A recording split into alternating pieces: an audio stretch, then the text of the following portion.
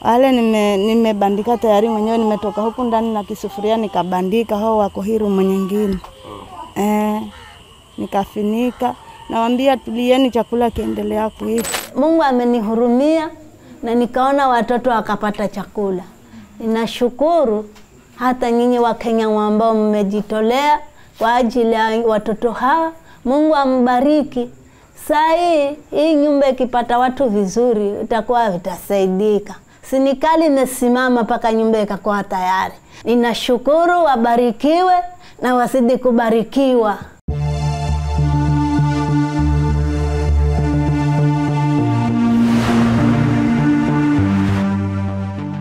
A widow in Kisauni, Mombasa County has baffled many after she was found cooking stones. Yes, you heard that right.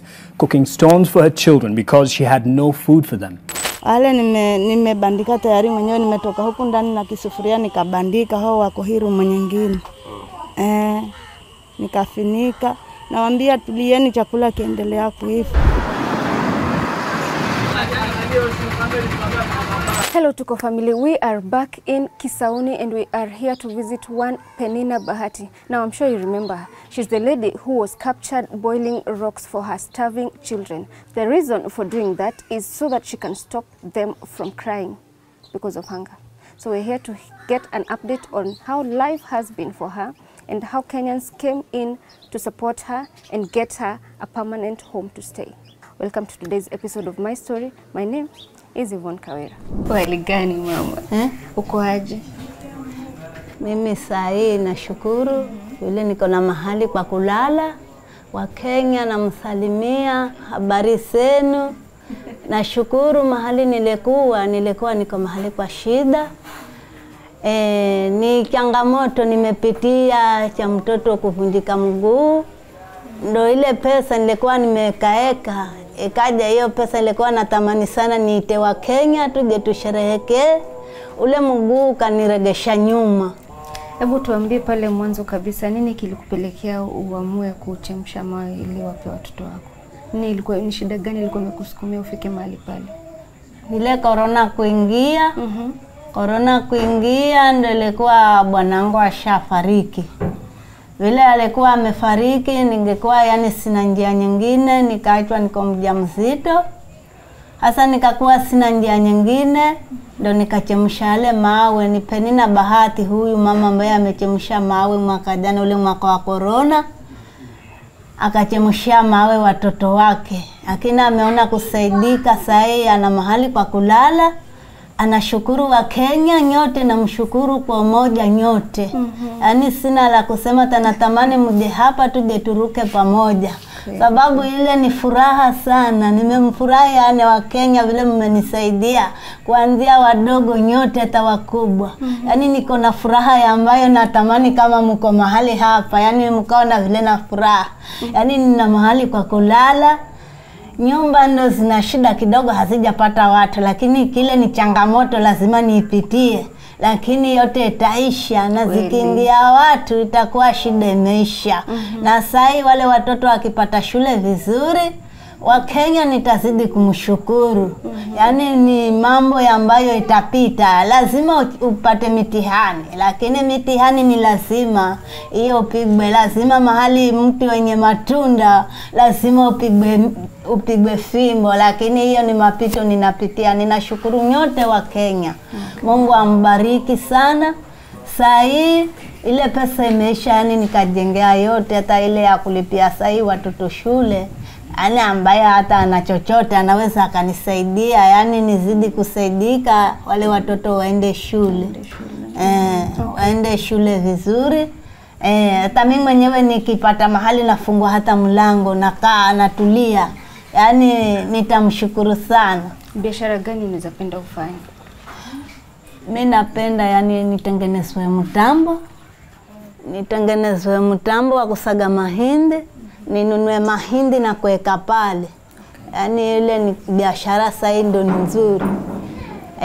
Mahali kwingine na panga hivi vitu ya sabuni, hizi sabuni hizi za nini magadi ile na eka pale, yani nikae mahali kwengine ninapanga unga na eka, yani magunia ya unga na eka pale. Ile nayo ni kazi nzuri. Ile kazi ndo naiona saa hii, hiyo kazi ndo inaenda vizuri. Sasa una watoto wangapi? Mimi niko na watoto 8. Watoto 8. Leo yule mmoja vile kumaliza hii mambo ya mshahada, bahati mbaya yule mtoto akipita. Nasema ni kazi ya Mungu. Ilifanyika vipi mguu vunjike kulendaje? Ule mguu alikuwa ameenda swali. Alipomaliza kuswali akaambiwa na rafiki yake twende kwa dadangu. Twende tukamsalimia, ametualika Idi. Sasa alipo teremka pale, anateremka ule mlima Mlango 7, ile pikipiki likaachiliana ile tairi, akavunjika mguu katika mara 3. Ule mguu umenigharimu pesa. Yani nilikuwa sitarajii nikuwe nitakuwa na maisha hii, lakini hiyo pesa yote yani nikalipa. Ukifika hospitali unaambiwa lipa pesa. Sababu hii mguu kama hutolipia pesa, mtoto wako hataweza kutembea. Yani nimegaramika. Mguu sasa anakaa vizuri yule mtoto, na shukuru. Mahala ambako niko na mshukuru Mungu. Nikiamka natoka, yani kafanye kazi kwa sababu sitaki kule kukaa. Yule Mungu amenisaidia, yani sitaki yani nirudi yale maisha. Yani sitaki nirudi ile maisha. Ninashukuru hata kama mwenye nafasi ambaye ataguswa anaweza akasaidia, yani wale watoto waende shule. Kuna mmoja ambaye amemaliza hiki klasi hii ya nini inaitwa class 4 grade 4. Ndio inaitwaje? Anataka kwenda junior high. Anataka aende. Hasa pale nako kuna gharama, unataka ununue vitabu, ununue nini. Ukiangalia yani hii pesa nimejenga yote kaisha. Hasa nikabaki ni nyumba ingie watu, nyumba na mtu mmoja. Ile ilikuwa wameingia nikawatoa kwa sababu mtu anataka akaibure. Nikaja nikawatoa, nikasema afadhali ikae haina mtu, lakini ikae yani si sababu mtu, lakini mtu akae pale mwezi uishe na bado napitia, hiyo nayo itakuwa ni hali ngumu. Sio nzuri. Tena una watoto wanakutegemea. Itakuwa inaonyesha picha mbaya. Sasa hata nyinyi tayari kama mmekujaona sasa hii kuna watu, nikisema sina pesa, mkasema yule mama mbona ana watu na hana pesa. Sasa zile pesa anasiweka wapi? Nashukuru huyu Mungu amenitoa mbali, kwa sababu huyu Mungu kama si Mungu lekuwa siwezi kusimama siku ya leo. Siku ya kwanza ambapo tuleka story kwa Tuko Media, ulipokea simu ama kulienda vipi? Wakenya walikupata vipi? Walikutafuta wakakuja hapa wakakuhamisha, kwa sababu hapa si pale ulipokishi wakati ule. Ilienda vipi hiyo siku? Hapa nilipokuwa Mungu amenisaidia, Wakenya wamekuja. Nimesaidiwa nyumba pale na Korea. Akanambia mama, kaa hapa paka ile nyumba yako ijengwe. Haya, yule nimemshukuru amenisaidia. Hili tangi la maji amenambia mama, sitaki usunguke maji. Utauza hii maji pesa unipatie. Kwa sababu nikikuacha hivyo mama, yani uishile maisha ya kitambo, haijanipendeza. Mimi ni vile sina uwezo, lakini nikakuwekea hili pipa likakuwa ni lako. Hata hili pipa tayari nikapata uwezo, nikanunua pipa yani nikaeka hapa la maji. Sababu hili nimefanya kusaidiwa na yule Korea. Okay. Na vile umekuja hapa, changamoto gani zingine umepata, na pia unafanya kazi wapi ili upate chakula kila siku? Mimi nafanya pale sokoni. Kazi kama gani? Niko kwa mama mwingine amenambia tukae hapa sababu usipitie changamoto chengine. Mama yule anauza njugu, amenishika ananiambia tukae hapa. Mungu asaidie upate pesa, usaidie watoto wako. Lakini kusema kweli, ile pesa inanisaidia tayari kule kula. Lakini hata ulipe shule, yani huwezi kulipa shule. Kula hawalali njaa.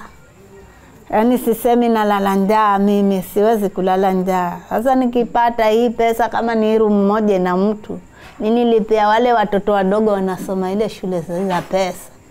Hao wengine ndo wako kwa serikali. Sasa wale nimesema wakae mahali ambako watasoma vizuri. Ndo wanasoma shule nyingine pale Milango 7. Sasa ukipata hiyo pesa uenda lipa kule. Sasa huko ni kungangana upate watoto wakule. Lakini ikipata watu wote room 3 nitakuwa yani nimesaidika na niangalie mahali nifungue hata mlango. Nikae nimetulia pale kwa biashara yani. Okay. Hiyo itakuwa yani ni picha inaleta picha nzuri na Wakenya nitazidi kumshukuru na kila Mkenya Mungu ambariki. Kile ambacho kilikusukumia uchemshe haya, hujatuambia kwa kindani, ulikuwa umepangaje? Mlikuwa umekaa kwa siku ngapi kama mjala?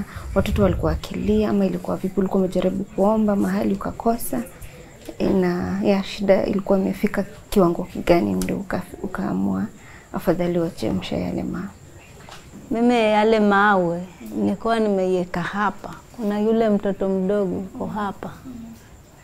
Sasa nilikuwa ile mawe nimeiweka kwa jiko sababu namdanganya aone mahali ambako kuna pipa. Lakini ilikuwa sijamwambia akule, naiweka pale. Ilikuwa imemaliza siku 2 pale kwa jiko. Anakilia namwambia iko ndo hii. Atulie tu. Usilie, chakula kinakuwa tayari. Lakini hakuna chakula. Lakini ninashukuru hiyo mawe imebadilika chakula. Hiyo mawe imebadilika mahali nalala. Nashukuru Mungu. Sababu hiyo mawe ilikuwa nimeiweka hapo tu watoto waone chakula kinaendelea kupikwa. Lakini kulikuwa hakuna chakula chochote. Majirani wametokezea hiyo siku, anasema chukua hii chakula usaidie watoto. Lakini ile siku nyingine yani ilikuwa ni hali ngumu. Hata watu walipokuja hawa Kenya na hii habari ndio watu wakaanza kujua. Lakini mimi kwa vile sitaki yani kutoa aibu zangu, ilikuwa yani nikitoka nje watu wananiona kama nimekula. Kwa sawa. Lakini watoto wanaendelea kuumia. Lakini nimemshukuru huyu Mungu. Mimi ilikuwa kazi yangu hapa, naomba namwambia Mungu shughulika. Sababu hii si kazi yangu. Kama watoto Mungu umenipa, lakini imefika mahali nafanya kuwekea mawe kwa jiko, yani waone ni chakula. Mungu nisaidie. Maana bila wewe sitayaweza. Lakini nimemwona Mungu amenisaidia. Sababu kama nimesema mimi mwenyewe ninaenda kujipeleka hapa na hapa, nilikuwa nisiyaweze. Lakini nikimwambia Mungu, hawa watoto umenipatia wewe. Kama imefika mahali, ninafika mahali niwachemshie mawe, Mungu ni wewe ndio utanihurumia. Lakini Mungu amenihurumia na nikaona watoto wakapata chakula. Ninashukuru hata nyinyi Wakenya ambao mmejitolea kwa ajili ya watoto hawa. Mungu ambariki. Saa hii nyumba ikipata watu vizuri itakuwa vitasaidika. Lakini ambaye ana chochote anaweza kutoa, kwa sababu sasa hiyo pesa ambayo imetoka yani sijabana hata shilingi, nimejengewa hiyo nyumba yote. Na saa hizi nyumba yenye mtu ni moja. Sasa hata kuna mmoja anataka nimpeleke shule, lakini nashindwa, yani nikingangana naona yani sisongi. Haitawezekana. Na sisongi, yani naona kutanganyikiwa, lakini nashukuru hivyo. Yani si kama kitambo. Una matumaini gani kwa watoto wako ambao saizi unangangana kuwalea na unafanya hivyo peke yako kama mama na baba yao? Mimi na matumaini yani wasome, wakisoma hizi shida ndo zitaishi. Lakini kama mtoto hatasoma, hii shida itabaki kwa yani Mungu ametusaidia, lakini bila kusoma wale watoto yani itakuwa mahali kuna gharama. Hapa shida naona itaondolewa na hao watoto wasome, tukue tunasonga. Nasi tuje tusaidie wengine, tubaki tunashuhudia. Tunasema Mungu ametusaidia. Pia tukisikia mwenye shida tunaenda tunamsaidia. Okay. Kuna Wakenya ambao kwa kabisa walisimama na wakatembea hii safari na wewe. Ungependa kuwataja kwa majina, maybe washukuru kwa kipekee? Hasa wale ambao wamenishika mkono kuanzia hesi nikale, kuanzia DC, Mheshimiwa Mbogo, Priska, Madamu Chifu, wale wamenisaidia, ndo wamekuja hapa wakakimbia, tukafanya mikutano na wao, wamenisaidia sana. Tanatamani yani siku moja Mungu kama anisaidie hivi ni waite. Oni tamani tuite mkutano mahali yani tukasherehekee. Vile wamenisaidia na tamani kama hii pesa imebaki mahali. Nikaenda nikatoa, tukaangalia kitu cha nguvu, tukasherehekea na hao wote wa Kenya ambao sasa niko nao mahali hapa. Yani imebaki yani tusherehekee, ni furaha. Sinikali imesimama paka nyumba ikakuwa tayari. Sasa hapa sinikali ya hapa kwetu imesimama. Ninashukuru, wabarikiwe na wasidi kubarikiwa. Tunakuombea kila laheri unapojitayarisha kushukuru Kenya na hiyo sherehe. Hiyo nikashukuru hiyo siku. Nikashukuru sana. Haya, tutasoma hiyo namba ya simu kwa yule Mkenya ambaye angependa ku get in touch with Mama Bahati, Penina Bahati. This is her number 0795850029. Pia we will pin the same number on the pinned comment for anyone who wants to reach out to her and support her, get back on her feet. She's so happy, ako very excited kwa sababu ya vile mlisimama na yeye. Sasa ako na nyumba, watoto wake wanakula vizuri, hawalali njaa, ako na kazi kidogo anafanya kuwa feed hawa watoto every day. And so now she's pleading with you to actually just come back and help her take back these kids to school. But anawa promise kwamba ile siku tu atapanga, akipata pesa aje na awaite nyinyi wote wa Kenya mje msherekee na yeye kwa sababu maisha yake yamebadilika. Mara ya mwisho mliposikia story yake alikuwa akichemsha mawe ndio adanganya watoto wake kwamba kuna chakula ili wasilie. But today she's not crying for food. She is actually just grateful for the Kenyans who stood with her.